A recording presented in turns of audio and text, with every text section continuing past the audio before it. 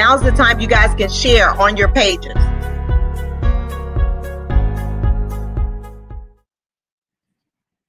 Good morning, good afternoon, or good evening. Welcome to 2021 first episode of Life with Shenita. Happy New Year. I hope that you guys are off to a great start in spite of COVID still being a reality for us. I decided to start the year out with the mini-series that I started the show out in April. The mini-series meaning, is your house in order? Because we are still dealing with the COVID pandemic, we're still dealing with great losses, which prompts us to know that we need to take our time to get our affairs in order. With that being said, we're going to start this conversation off in this series off with some amazing individuals who will share their expertise, their experience with you all in hopes that it will help you move along the journey to get your affairs in order. I have with me an attorney, and her name is Sonya Bailey. And I also have with me Charley James, who is going to share his experiences as well as how to safeguard our documents once we get them together. So I am going to bring them in. Ladies are always first. So please like and share this live. Here is the dynamics of all of this, liking and sharing. It is not to get likes and to get loves. It is to share information. If we like and share, it continues to move the information, the videos. It continues to play. It continues to be alive.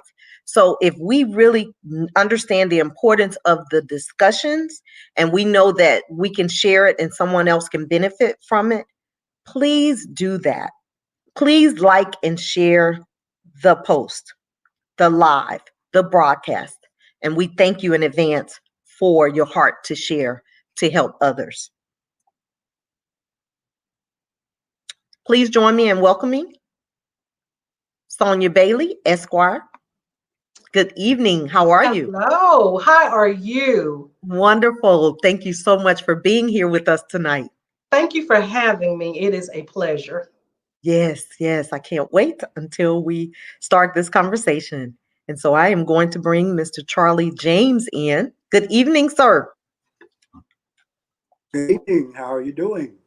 Good. Welcome, welcome. We're glad to have you.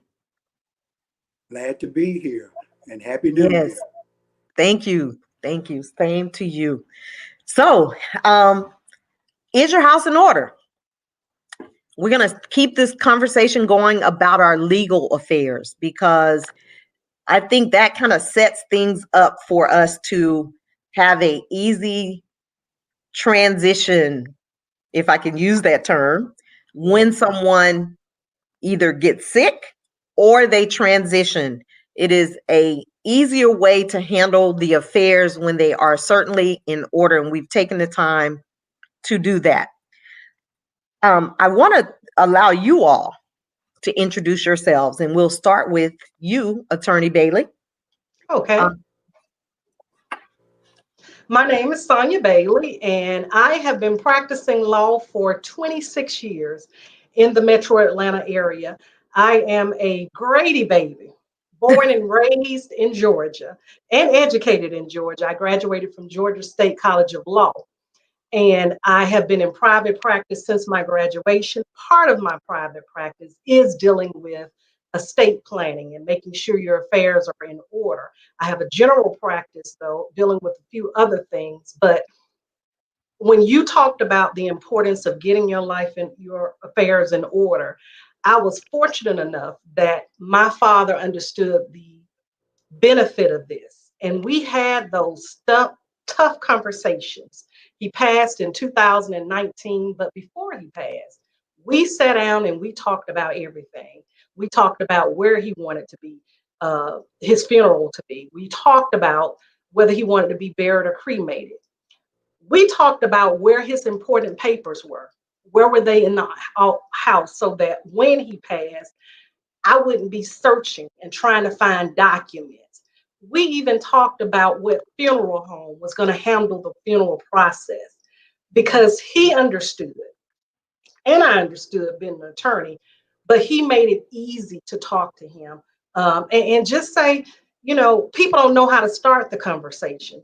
Just, when I die, this is what I want. That's how you start the conversation. And then you allow the other party to say, well, this is what I want. That's the first step. And the second step is making sure it's in writing and making sure it's legal. Absolutely. I'm just tickled that you're a Grady baby. Yes. I didn't realize that. So you are born and raised right here in the Born and raised. Atlanta area. Yes, yes. And you're Educate educated right here in Atlanta. right here in Atlanta Public School System. I love it. I love Yes, it. And yes, we're going to actually share your practice information so that people will know how to reach out to you. And you're in the Southwest Atlanta area, in the Cascade area. yes. Cascade Road.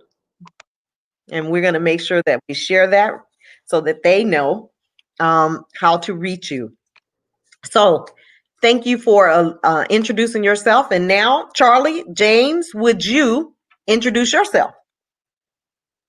All right. I am Charlie James.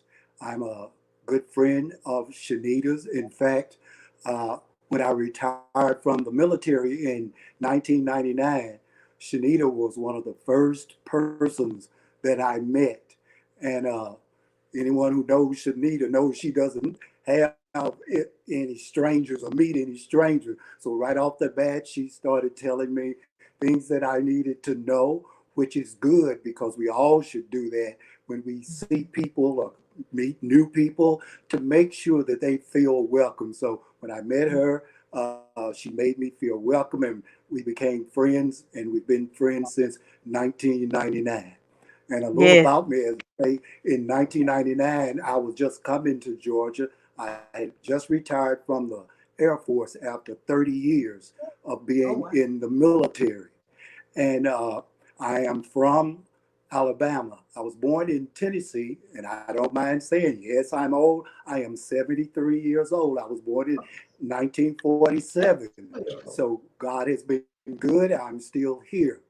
And I am not an expert in the area of planning or financial planning. However, I am, as we talked before we started the conversation, sort of an expert in life, at least for 73 years of life. Yes. There are things that I have learned because when I was growing up, my father was a sharecropper with only 6 years of education. My mother uh, was a maid and only 3 years of education. He was a sharecropper. She was a maid. We lived on a farm. Money, I very rarely saw money as I was growing up. And coming from that period, parents didn't really talk to their children a lot about things, especially about debt or about uh, death and things like this. So there are a lot of things that growing up or in life I had to learn on my own. And one of the things I want to share is, especially for us men, is get over pride. Don't Mhm. let pride stop you from finding out things that you need to know. Uh, and I'll just share this. It seems a little embarrassing. Is when I joined the military, I was 20 years old. And they asked me, well, do you want your money to go to the bank? And I said, no, I want my money in my hand. It wasn't that I just wanted my money in my hand. I did not know how to write a check. Oh, wow. I had never, to that point, had enough money to write a check. But I was embarrassed that I didn't. But I had a friend, talked to him. He showed me how, and we talked, and he said, you got to get over that. If you do not know something, ask. And so that's why I'm glad Shenita is doing these series, because as we learn, then we pass it on to someone else. Exactly. So Exactly. back to you, Shenita. Thank you all so much for sharing. And it is important for us to carry on this legacy of knowledge that we have, pay it forward. So I'm glad you might not be an expert as an attorney, but as you said, you certainly are an expert in life. 73 years is a blessing. What is it, 70 and 10? And you've exceeded that. So I'm listening. I'm listening to what you have to say. Just know that. So, Attorney Bailey will certainly bring the expertise from the legal side, and I'm grateful that she's had her personal experience with it, with her father, and so she knows it from both angles. So, I'm grateful for that.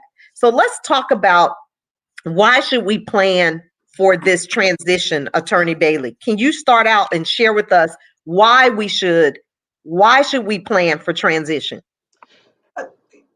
One of the most important reasons is that at your death, your loved ones are already going to be in a state of shock.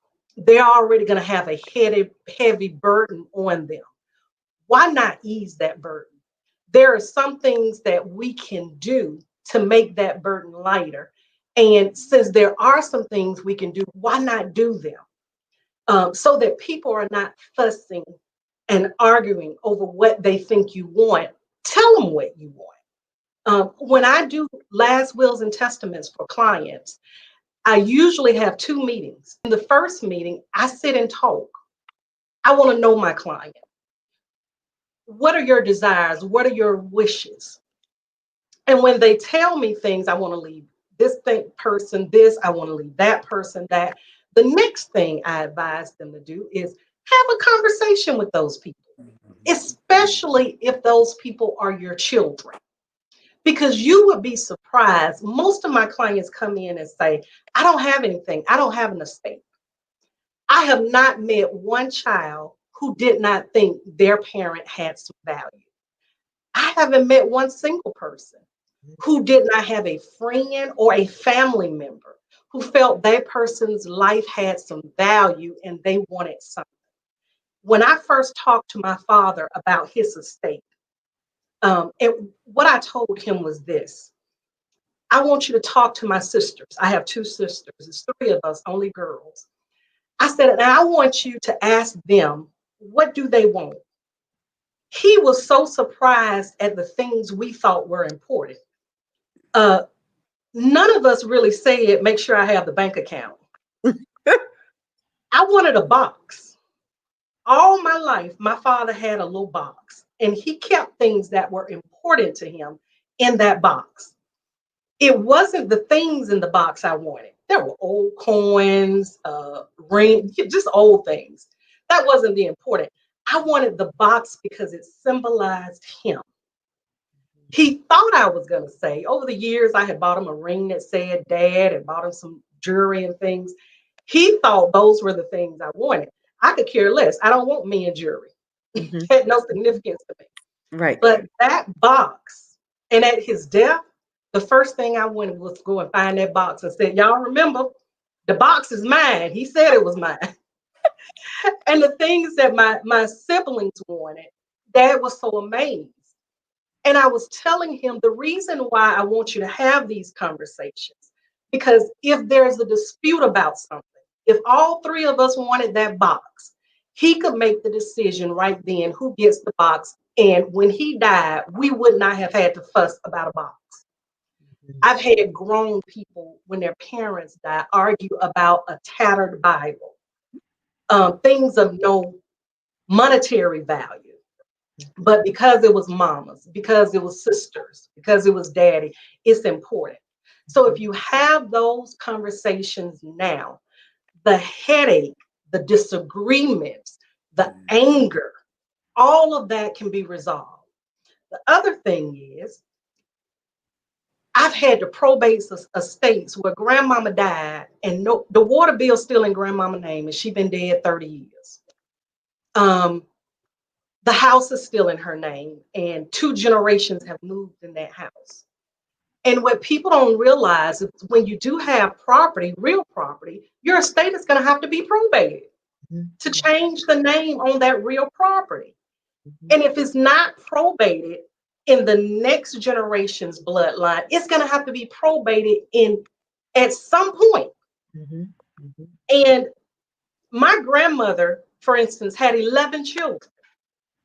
And can you imagine? She didn't have property when she passed, but that house she had, if we would have had to probate that, all 11 children would have had to sign off. And if somebody died, their children would stand in their place.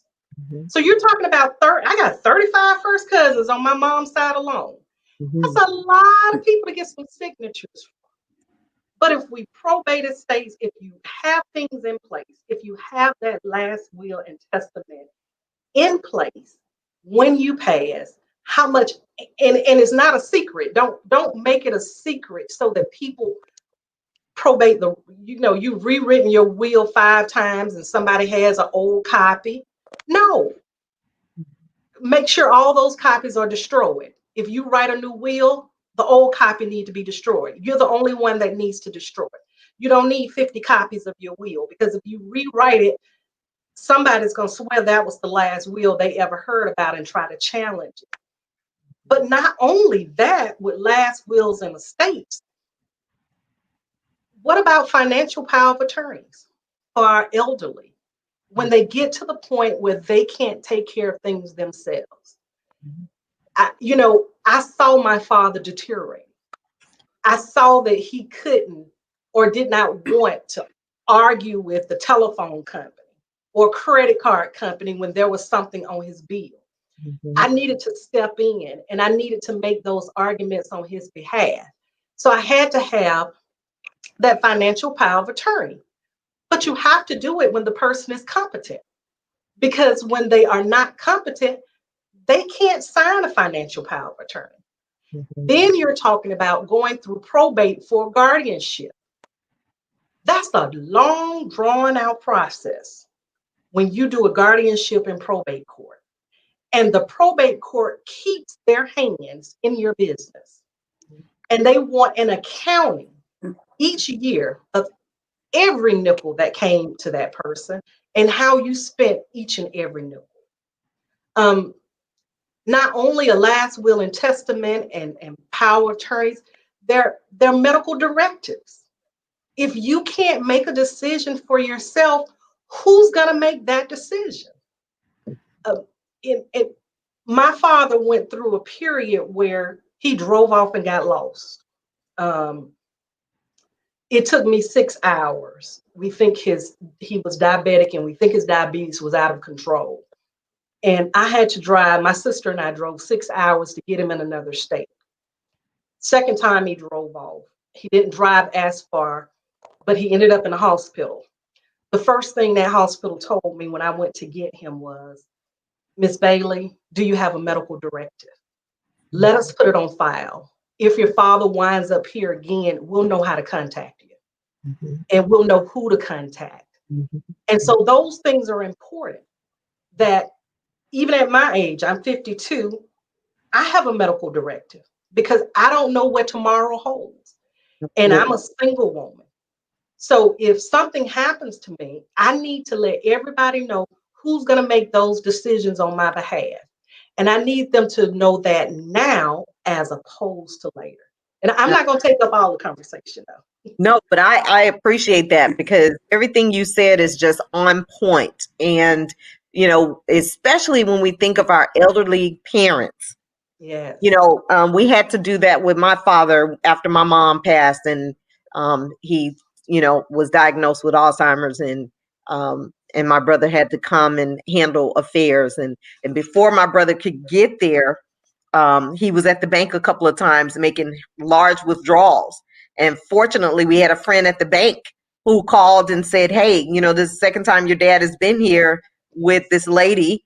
and they're making large withdrawals, and we think you guys need to know, so all of that is important. Like, you need to Yes. make sure people are looking out for you, make sure, like you said, the financial power of attorney is in place at the bank, or somebody knows where it is or who's handling that. All of those affairs, somebody's payable upon death on the bank account. A lot of times we even forget that piece, Yes. you know. Yes. Charlie, would you chime in and share from your perspective on this importance? Why do we need to plan? Yes. Just some examples of things that I have seen. In fact, it was someone who was close to me had a daughter that passed. The daughter passed unexpectedly, and but had told the person that she had life insurance. But when she passed, no one knew where the life insurance policy was.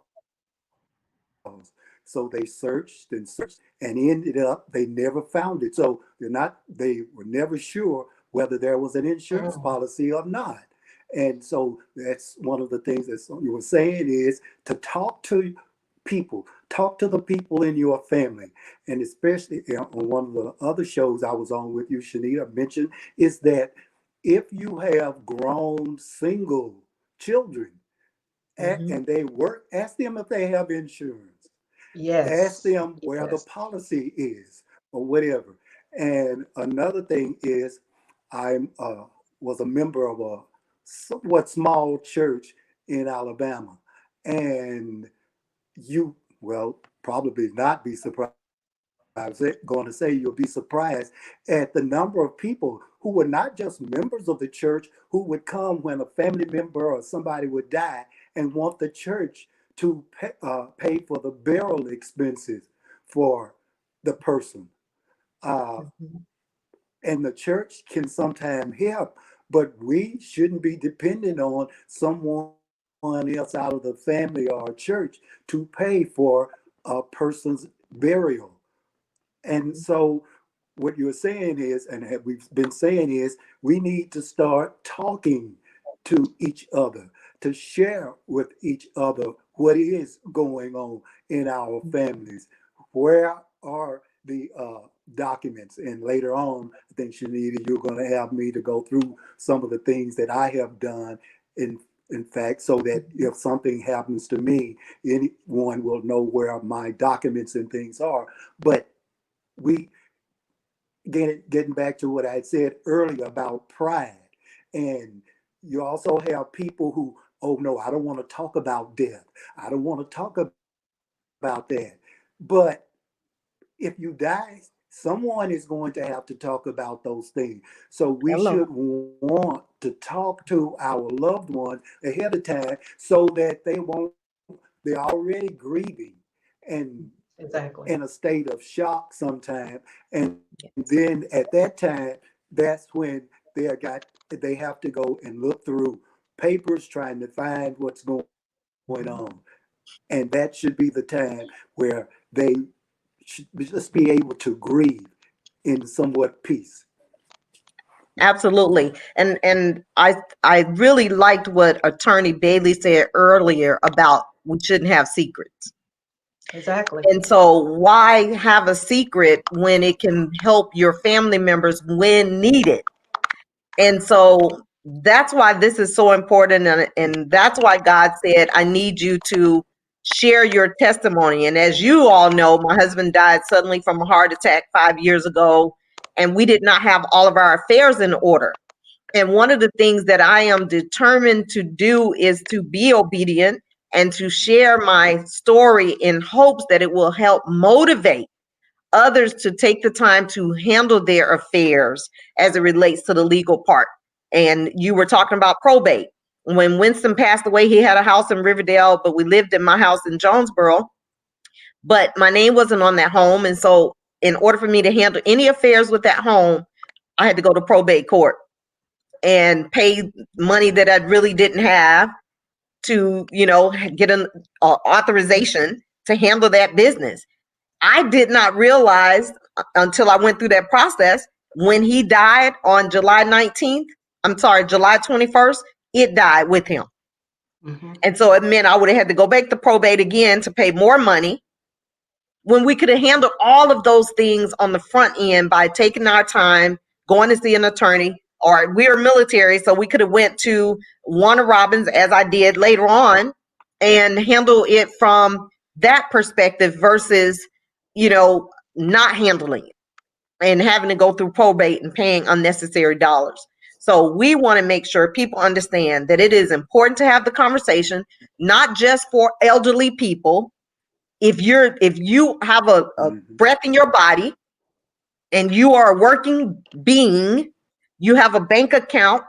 A lot of times people think you have to have lots of money to have an estate, but it's anything that you own. You need to Right. make sure that you are handling your affairs so that it is a easy transition. As Charlie said, and as Attorney Bailey said, you're already in disarray from the loss or from the illness, and we want things to be a lot smoother through this process. And for me, my husband was retired military. I had to go and find that DD 214 paperwork because we didn't have things in order. We didn't go to the legal office on the base to make sure when we got married and changed ID cards that I knew that his retirement check from the Army would still continue if he died. We didn't check into those things. So there are so many pieces to this puzzle that we really have to focus on and ask the right questions. Not that you're being nosy, not that you're being greedy, you are being prepared. And so we've got to get away from that place of, you don't need to know my business, or I'm not leaving you anything. And I remember, do you guys remember this? People used to say, I'm not leaving you anything for you to spend it up with somebody else. Yeah, that's foolish. Foolishness. Yeah. Straight foolishness. But that is the mentality of so many people. And so why would we not want to provide for those that we love and we're leaving behind? Why not? And we need to one of the things Charlie was saying was we need to share things and look at stuff. The first time my father ever got sick, we sat down and had a conversation because it was eye-opening for me. I thought Daddy, he planted the stars and everything in my Right. eyesight, and I thought he lived forever. But the first time he got sick, when he got better, I said, I have a mama. Y'all been married 50 something years, and I need to make sure that everything continues if you're gone. I don't want you to go, but I need to make sure. And I asked those questions. Not only did I want to know, do you have a life insurance policy? I need to know what a policy is, and I need to know how much it's for. Because That's it. I've had some elderly couples who've been paying policies for 50 years and the policy worth $5,000. Yep. And that's not going to bury anybody. So I needed to see. The other thing with these policies that my father worked for the state. He retired from the Department of Labor, and his policy was not what's the term, assumable by the funeral parlor. And so I had to pay the money up front. Mm-hmm. And then I got the money and I reimbursed myself. Mm-hmm. But these are things that you need to look into and be prepared to do before their death. Because the other thing is, at the point the bank found out Dad was dead, they freeze your account. If somebody's dead, they freeze accounts. Absolutely.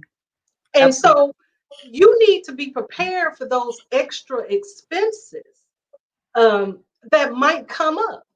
Mm-hmm. But Charlie, you were talking about you weren't a professional or an expert in anything, but I'll tell you this. I have an undergrad accounting degree. And I learned more from my father, who did not graduate from high school, about money than I ever learned with a bachelor's degree from West Georgia College. And when I started handling his finances, I started handling my own finances better because I said, this is a problem. I make more than twice as you, and you got twice more than me in the bank. Something wrong with this. Right. And so if we talk to each other, we learn from each other. That's No it. matter what the credentials or the letters before or behind my name, there is also always something I can learn from you. Absolutely. But if I never talk to you, I have missed out on knowledge. And Absolutely. so not only do we have to have these conversations, but we need to look at some of this paperwork. If somebody says they have insurance, okay, where's the policy? Let me actually see the policy. Who's the beneficiary on the policy? Mhm. Um, and what number do I need to call? I need to know these things beforehand, and Absolutely. we got to have conversations. We It doesn't. got to have conversations. Family meetings are critical. Yes. Sit them around the table, even as tough as it is, have the conversation. My mother, bless her heart, will be deceased 20 years on July 4th this year. And I remember many years prior to me moving to Atlanta in 1996, she wanted to have the conversation with me about getting life insurance myself on her and my dad. I did not want to have those conversations, although they had policies.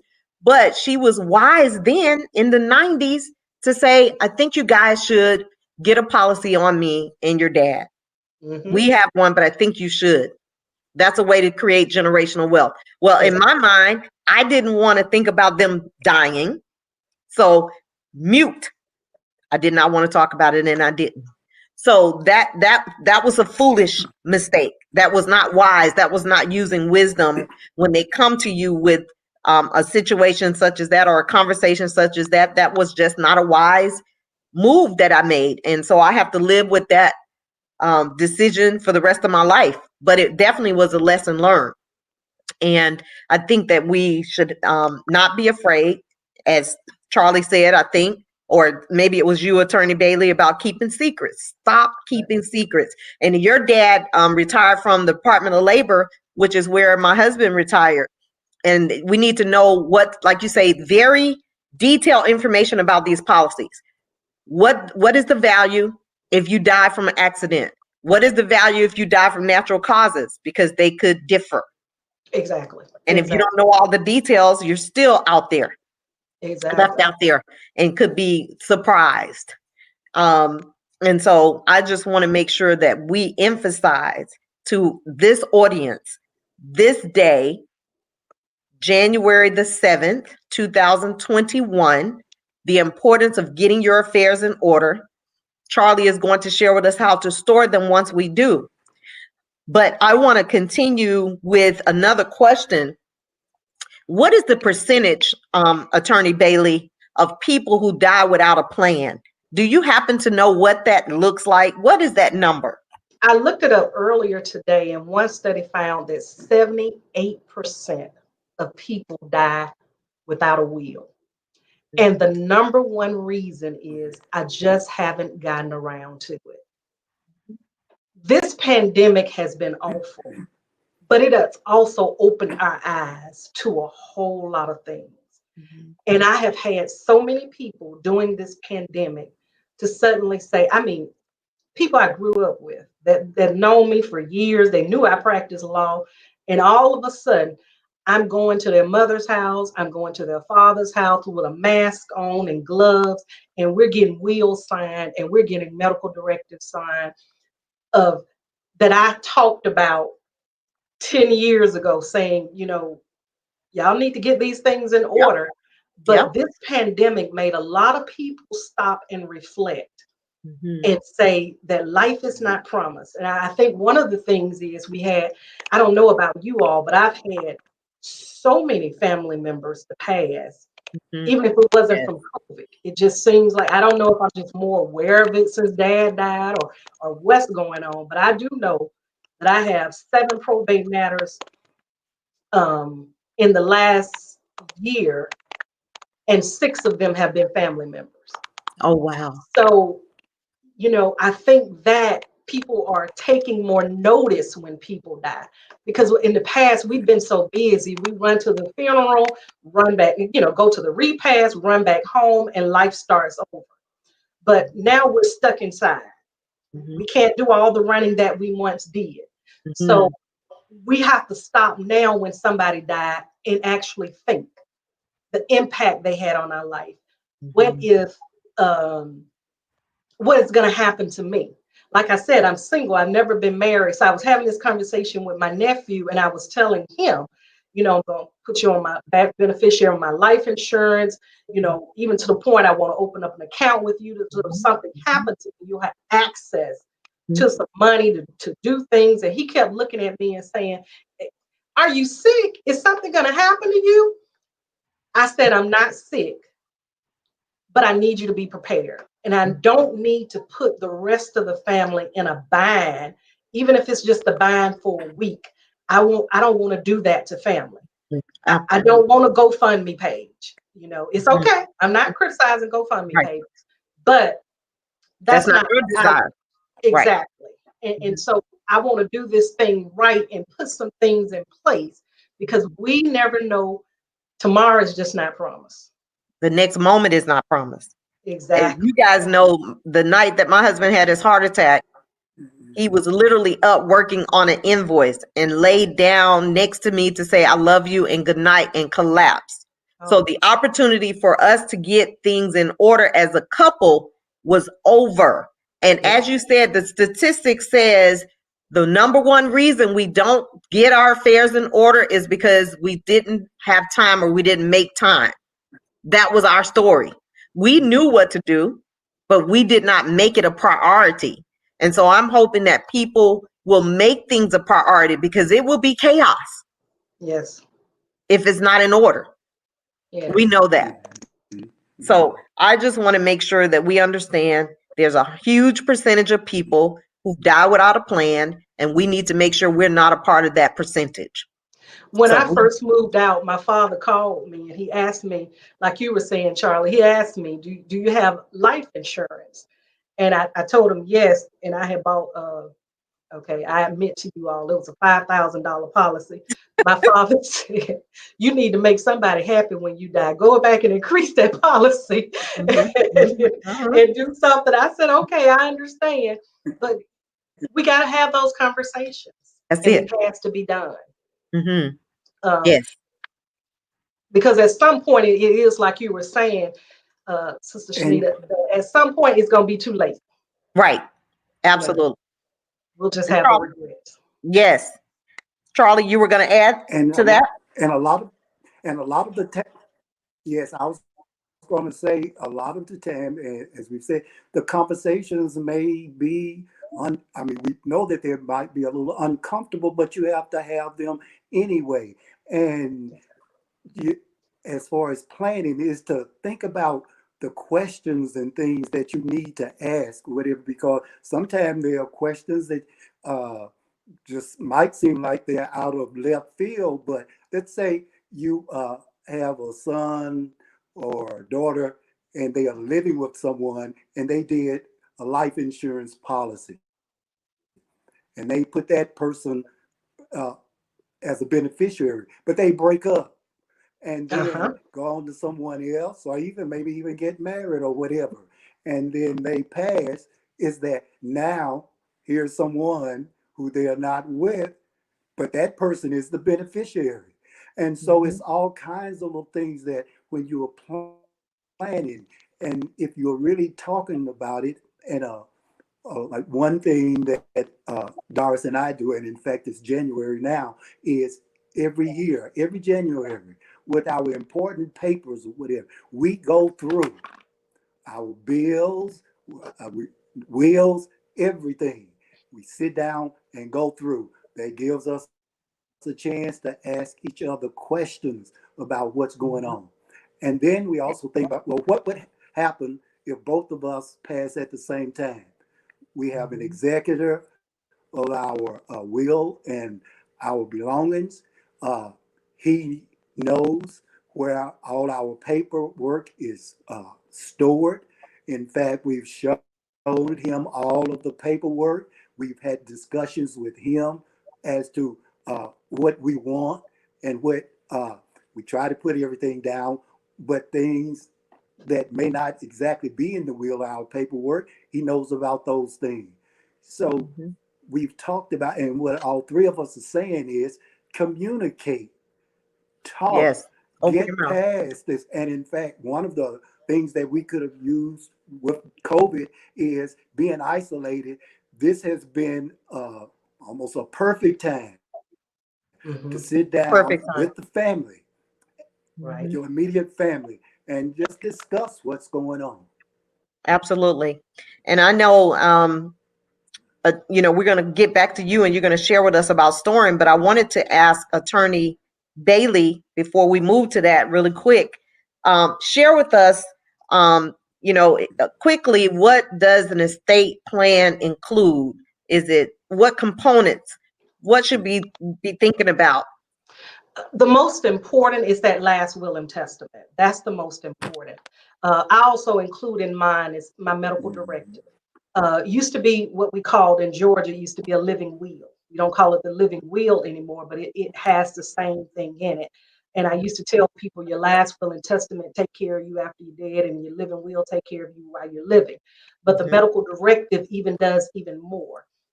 It tells not only who you want to be guardian, it can tell whether you want to be buried or cremated, it can tell who needs to speak for you.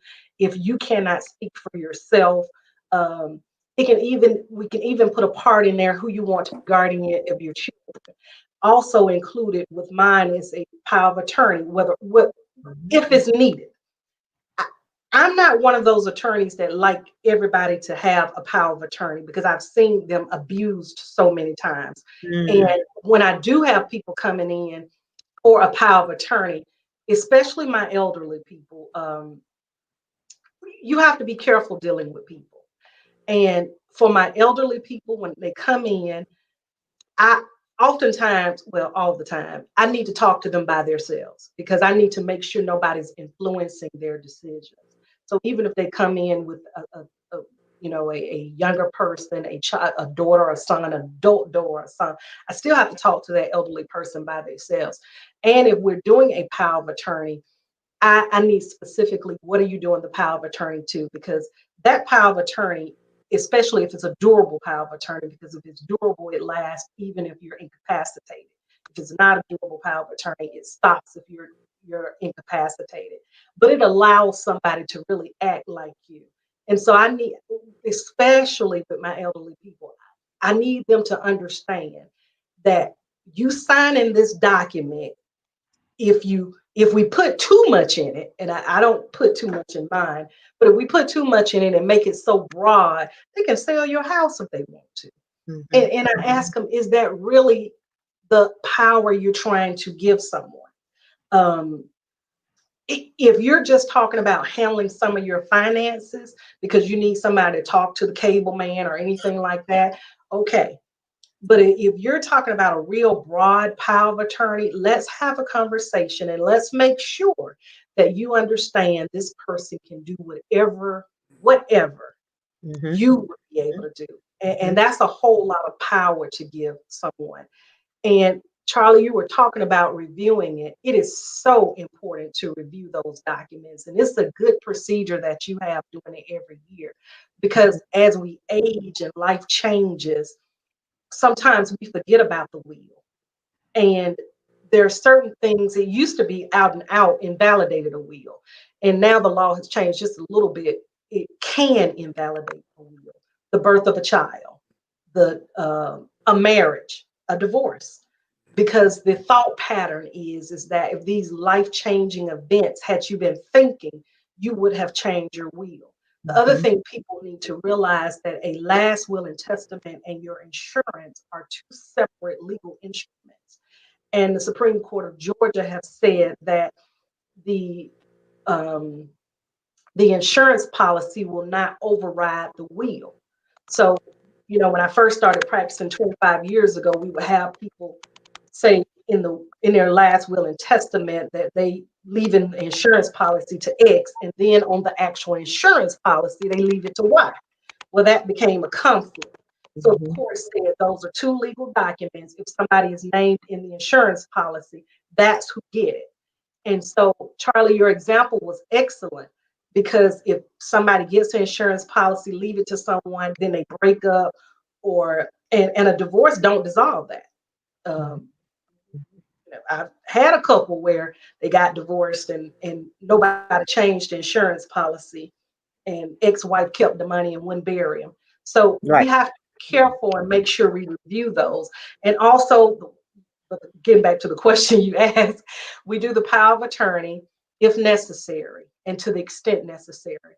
We do a medical directive, and we do the last will and testament. Those are the essentials of planning the estates. Now, Georgia doesn't have a whole lot of trust. In 25 years of practicing, I think I probably did too. And the reason for that is that our probate laws are a lot easier than, let's say, in California. So a lot of our stuff is not left in trust. We do wills and just probate the estate that way. So we don't see a lot of trust in the state of Georgia. Awesome. Well, I want to make sure that they are noticing your information so that they need to reach out to you, schedule an appointment, and you can sit down and talk with them and walk them through the process. So we have just about 10 minutes left, and I would love for Charley, if you could, take some time and share with us after Attorney Bailey has gotten us all of our documents squared away. How do we store those? How do we protect those? How do we make sure that our family members, loved ones have access?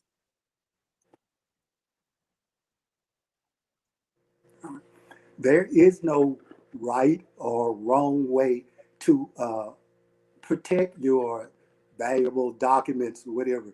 So, as I said, is that I'm not an expert, but I like to have things organized. So, what I did is I uh, created a binder of all my and my wife's important papers.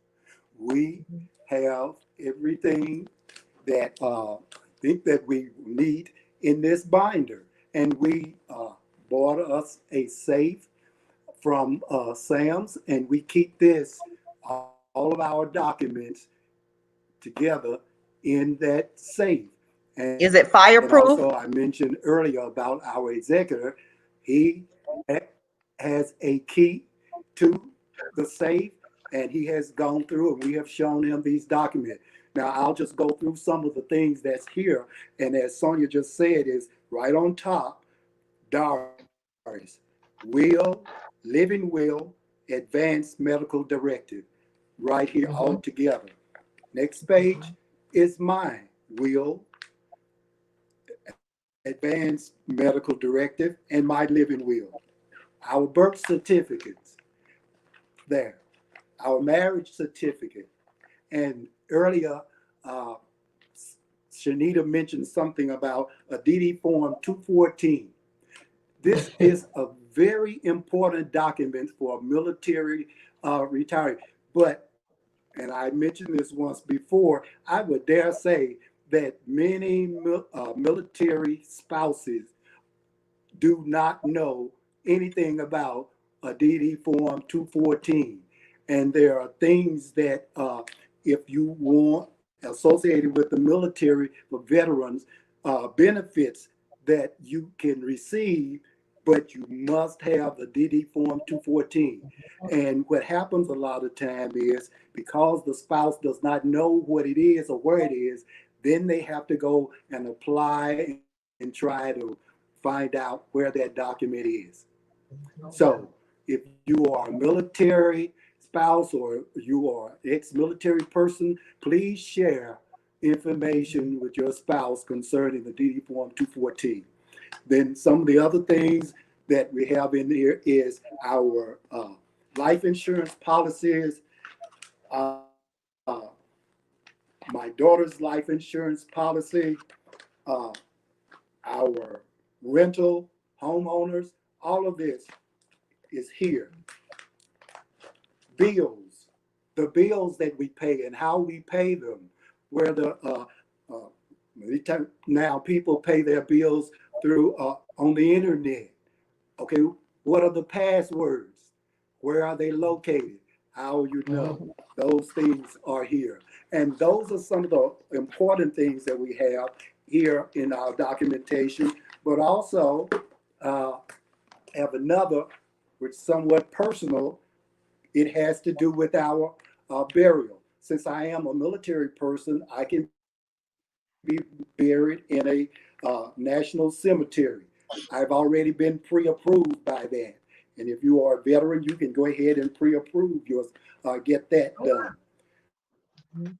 But also is, as we've been talking about talking, I have a note, so I'll just read it. Please emphasize that I do not want anyone to deviate from the program. I'm giving this directions to my spouse. Do not read proclamations. I don't like that. Do not read the obituary silently. As much as possible, ask people not to send flowers, but make a donation to charity. I would prefer casket to be closed before the service, but I will let Doris know if she wants it open when the family comes in. I do not want to wake. Have viewing at the funeral home and at the church before the service, and on and on. But these are things that we talk about. Is that, and I know someone might say that's so morbid, but It's I necessary. think, and I mentioned this before, I think it's loving. I Mhm. think it's loving because one day we are all going to pass. These are things that someone is going to have to talk about and to do. So if it has to be done, let's do it again before the person is going through the traumatic experience of the death. And as I say, Absolutely. is that this is not the only way to keep a track of your documents. Excuse me. As long as you do it, as long as your spouse or someone knows where they are, so that if something happens, you are not running all over trying to find your documents. Mhm. Absolutely. That's my presentation. That's great. I mean, I loved every part of that, even down to please honor my wishes and stick to the program. I love that because I That's the think it's same box important. I have. Yes, I love it. And so let's have the conversation about getting our affairs in order and speak to the experts. Here's Attorney Bailey here.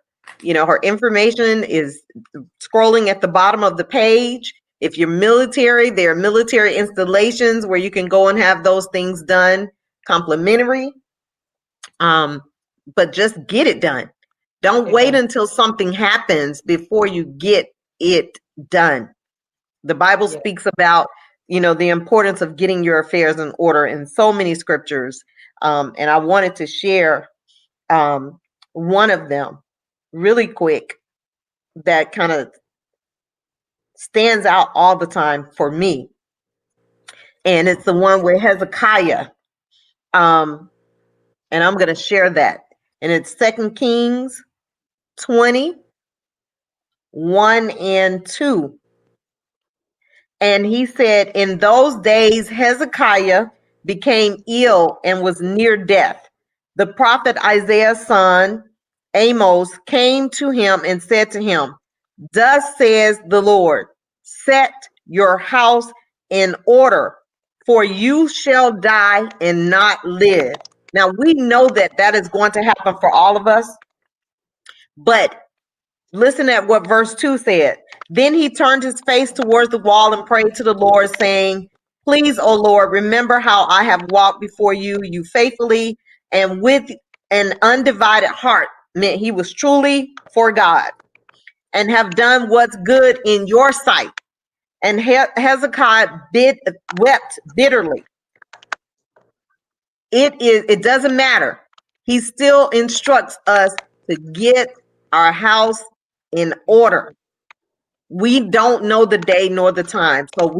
And as Charlie said, it's a gift of love. If you love your family, give them the gift of love to cut down chaos, to make sure things are done in an orderly fashion. You've thought it all the way through and you're running it from your grave because you've made your plan and it's going to be executed in that way. So as we prepare to close, we have just a few minutes. Attorney Bailey and Charlie, I would love for you guys to share some closing remarks with the audience. And I'll be brief. What Charlie was saying about the box, it's the same box I bought for Dad. He had a key, I had a key. So all of his documents were in order in that box. I was able to get to it. Be a blessing to your loved ones, even in your death, and make your transition as easy as possible so that even though they are burdened spiritually, the financial and the other things don't have to burden them as much. Thank you so much for having me on today, and I really Oh, appreciate this. yes. Thank you so much for being here and sharing. You're on point. Thank you. Charlie, closing Uh, remarks? I'll end sort of like I started is, yeah, I'll end like sort of like I started about pride. Don't let pride or fear hold you back from talking about it.